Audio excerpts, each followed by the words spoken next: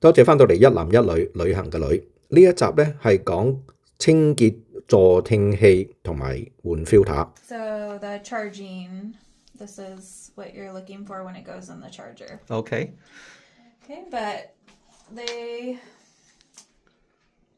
have there's a little R on this one and an L on this side. Okay. They need to go in this direction, otherwise it will stick out and you will not be able to close the lid. I see. So the red one is the right side, so that's how you'll know which ear it goes in, what side in the charger. When you're ready to charge, you just drop it in. We don't want to push it down hard because there's a pin in the bottom that will get damaged. I see. So you just set it down and then you look for the light and you're like, okay, all right, it's working. Okay. When you're ready to wear it, you take it out, it automatically powers on. Okay. So you don't need to push anything, you just put it on the ear. Okay. Let's do the left side first.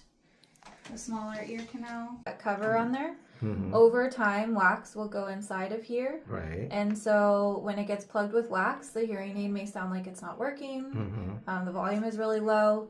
What you will do is you will take the cover off. Mm-hmm. Just kind of peel it off. Mm-hmm. There's a filter right here. Mm-hmm. We're going to replace that filter. Okay.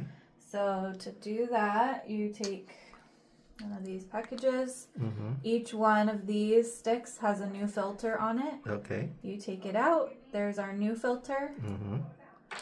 We're going to push the all black side in Mm-hmm. and then pull it out Okay. and then flip it over and you'll put a new one in. Okay. When you take it out, it stays there Mm-hmm. and then you can wash this tip and reuse it, Mm-hmm. or you can put a new one on. Okay.